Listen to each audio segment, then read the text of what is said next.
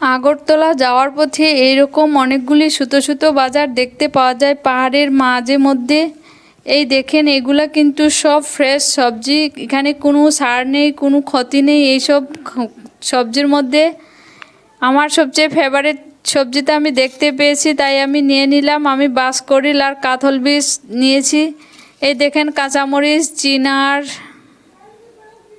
আরও অনেক কিছু আছে। এখানে বাঁশকড়িলের দাম হচ্ছে 1 কেজি 30 টাকা করে।